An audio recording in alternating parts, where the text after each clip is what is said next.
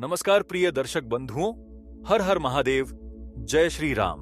आप सभी का हार्दिक स्वागत है आपके अपने चैनल पर, जहां ही हम सनातन धर्म के गहन रहस्यों को सरल और रोचक कथाओं के माध्यम से आपके समक्ष प्रस्तुत करते हैं। आज हम एक ऐसे विषय पर चर्चा करेंगे जो न केवल आपके हृदय को छुएगा, बल्कि आपके जीवन की दिशा को भी बदल सकता है। बंधुओं, सनातन धर्म में मानव जीवन को एक दुर्लभ अवसर माना गया है, जो केवल भोग विलास के लिए नहीं, बल्कि धर्म, अर्थ, काम और मोक्ष की प्राप्ति के लिए है। लेकिन क्या आपने कभी सोचा है कि धर्म शास्त्रों में काम, इच्छा को भी पुण्य का मार्ग क्यों माना गया है? विशेष रूप से स्त्रियों के प्रति शारीरिक और भावनात्मक संबंध को धर्मशास्त्रों में किस प्रकार देखा गया है? आज हम आपको एक ऐसी अद्भुत और रहस्यमयी कथा सुनाएंगे जो न केवल आपके मन में जिज्ञासा जगाएगी, बल्कि आपको धर्मशास्त्रों की गहरी शिक्षा से परिचित कराएगी। यह है बूढ़े गिद्ध का रहस्य। जी हां, वही गिद्ध जिसे लोग अपशकुन मानते हैं, परंतु इस कथा में यह गिद्ध एक महान तपस्वी और ज्ञानी के रूप में सामने आएगा। इसने अपने अंतिम क्षणों में एक ऐसा उपदेश दिया जो आज भी हर साधक के लिए अमूल्य है। प्रिय दर्शकों, यह कथा केवल सुनने के लिए नहीं, बल्कि जीवन में उतारने के लिए है। गरुड़ पुराण में कहा गया है कि अधूरी कथा सुनना अधूरी आहुति के समान है, जो यज्ञ को अपवित्र कर देती है। इसीलिए यदि आपके हृदय में सनातन धर्म के प्रति श्रद्धा है, यदि आप श्री हरि और महादेव की भक्ति में लीन हैं, तो इस कथा को पूर्ण श्रद्धा और ध्यान के साथ अंत तक अवश्य सुनें। तो आइए बिना किसी विलंब के शुरू करते हैं बूढ़े गिद्ध का रहस्य, जो हमें धर्मशास्त्रों के अनुसार स्त्रियों के प्रति सम्मान और संबंधों की पवित्रता का सच्चा अर्थ सिखाएगा। कई युगों पहले हिमालय की तलहटी में एक घना जंगल था, जिसे सुरवन के नाम से जाना जाता था। इस जंगल में हर प्रकार के जीव जंतु निवास करते थे और प्रकृति का हर कोना ईश्वर की कृपा से सजा हुआ था। यहीं एक प्राचीन बरगद के पेड़ पर एक बूढ़ा गिद्ध रहता था। उसकी आंखें धुंधली हो चुकी थीं, पंख कमजोर पड़ गए थे और उसका शरीर समय की मार से झुक गया था।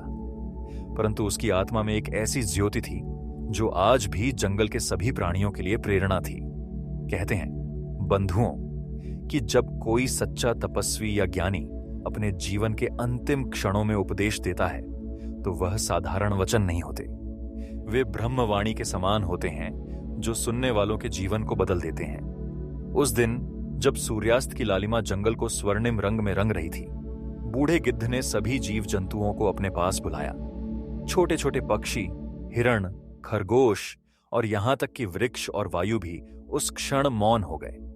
सभी की नजरें उस गिद्ध पर टिकी थीं। गिद्ध ने अपनी कमजोर परंतु सत्य से भरी आवाज में कहा, पुत्रों, मैंने जीवन भर धर्म का पालन किया। मैंने देखा कि धर्म केवल मंदिरों में घंटियां बजाने में नहीं ही केवल मंत्रों के जाप में है।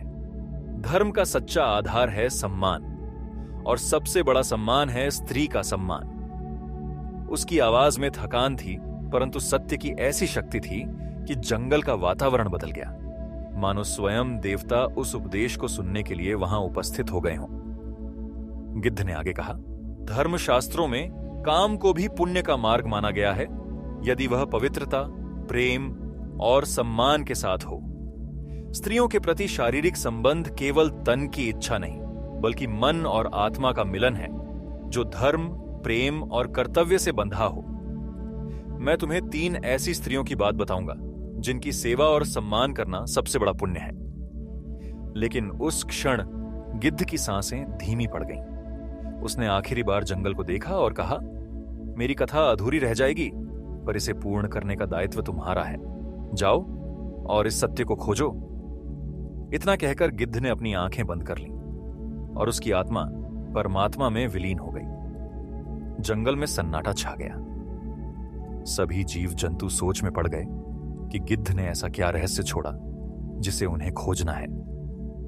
प्रिय दर्शकों, यही वह रहस्य है जिसे हम आज की कथा के माध्यम से उजागर करेंगे। यह कथा है एक राजा और एक साधारण भक्त की, जो इस रहस्य को खोजने के लिए निकले और जिन्होंने धर्मशास्त्रों की सच्चाई को अपने जीवन में उतारा। सुदूर दक्षिण में एक समृद्ध और पवित्र राज्य था जिसे सूर्यवंश के नाम से जाना जाता था।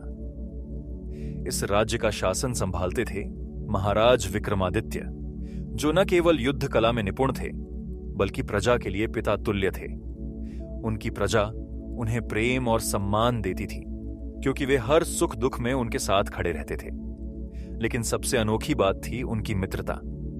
उनका सबसे प्रिय मित्र कोई धनवान मंत्री या सामंत नहीं, बल्कि एक साधारण और निर्धन भक्त था जिसका नाम था केशव। केशव एक सच्चा भक्त था। उसके हृदय में श्री हरि की भक्ति की ज्योति सदा प्रज्वलित रहती थी। वह दिन में राजा के साथ वन में शिकार के लिए जाता और संध्या होते ही नगर की गलियों में भिक्षा मांगने निकल पड़ता। कभी उसे कुछ मिल जाता तो वह अपने बच्चों को खिला देता, कभी खाली हाथ लौटना पड़ता तो वह प्रभु का नाम लेकर चुपचाप सो जाता। एक दिन जब केशव अपनी टूटी फूटी झोपड़ी में लौटा तो उसकी पत्नी राधा उदास और क्रोधित बैठी थी। उसने कहा, तुम्हें राजा की मित्रता का इतना गर्व है, पर क्या वह तुम्हारी गरीबी देखते हैं? उनके पास महल है, स्वादिष्ट भोजन है और तुम्हारे बच्चे भूखे सोते हैं।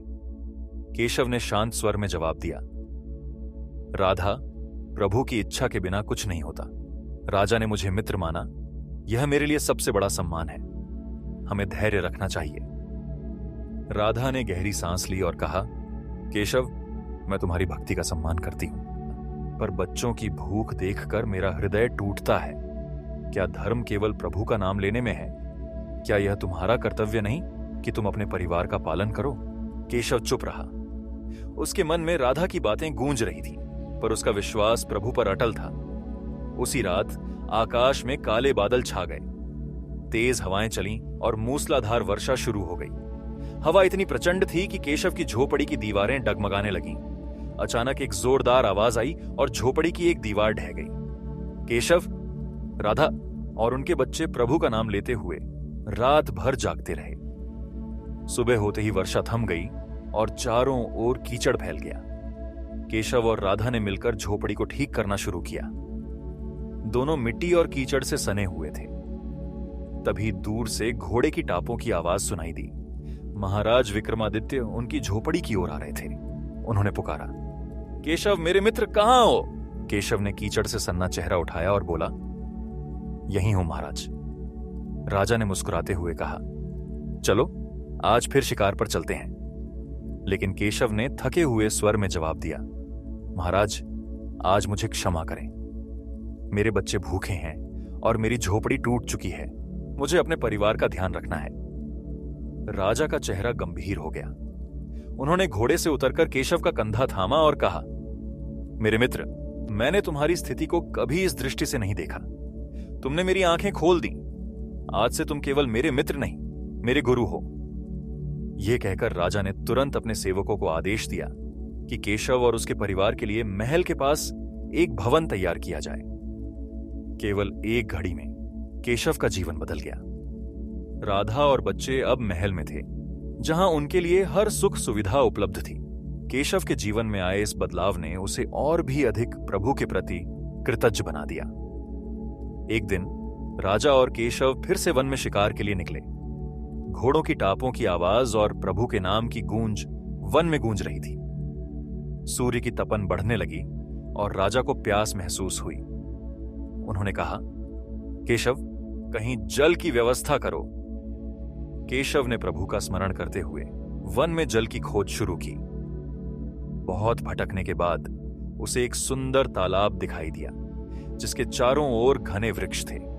तालाब के किनारे एक पत्थर पर एक सुंदर युवती का चित्र बना था। केशव ने सोचा, यदि महाराज ने यह चित्र देख लिया तो उनका मन विचलित हो सकता है। उसने तुरंत मिट्टी उठाकर चित्र को ढंक दिया और राजा को लेने लौट गया। जब वह राजा के पास पहुंचा तो राजा ने व्याकुलता से पूछा, केशव, क्या जल मिला? केशव ने जवाब दिया, हाँ महाराज, एक सुंदर तालाब है। चलिए, मैं आपको ले चलता हूं। दोनों तालाब की ओर बढ़े। राजा ने जल पिया और वातावरण की शांति की प्रशंसा की।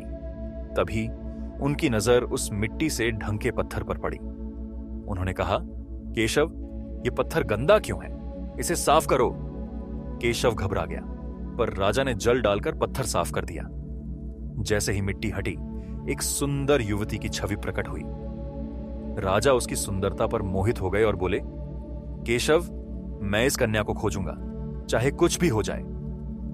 केशव ने समझाने की कोशिश की, पर राजा अडिग थे। तभी तालाब में हलचल हुई और एक विशाल अजगर बाहर निकला। उसकी आंखें अंगारे की तरह चमक रही थीं। राजा ने तुरंत अपनी तलवार निकाली और प्रभु का नाम लेकर अजगर पर वार किया। अजगर 2 टुकड़ों में बंट गया और उसके मुख से एक चमकता हुआ मोती बाहर आ गिरा। अचानक अजगर का शरीर एक राक्षस के रूप में बदल गया। राजा ने मोती को जल में डाला और तालाब का जल हटकर सीढ़ियां प्रकट हुईं।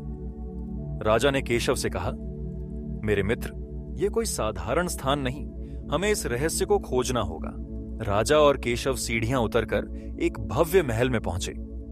वहां दीवारों पर नक्काशी थी और एक कक्ष में एक सुंदर युवती सोने के पलंग पर लेटी थी।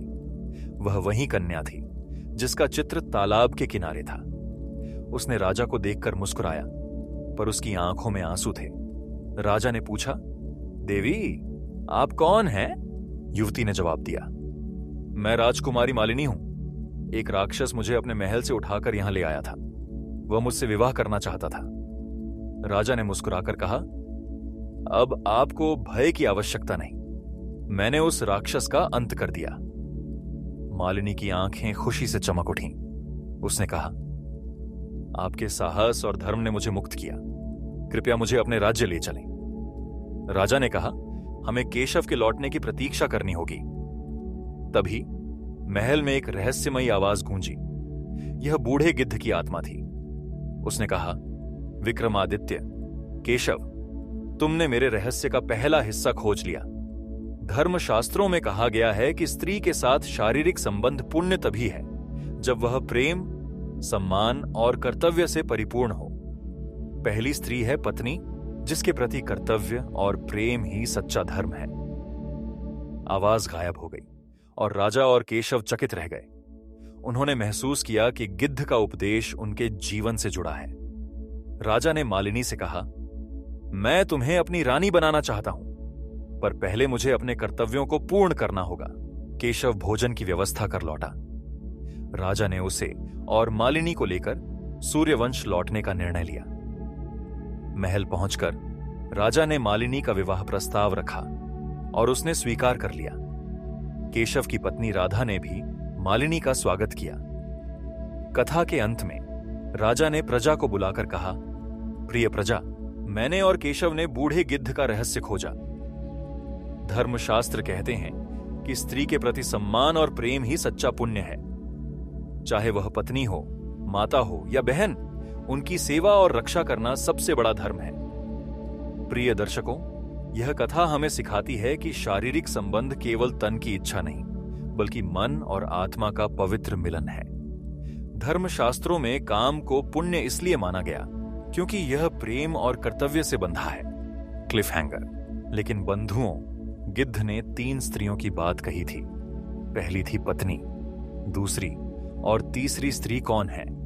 यह रहस्य जानने के लिए अगली कथा का इंतजार करें। हर हर महादेव। जय श्री राम।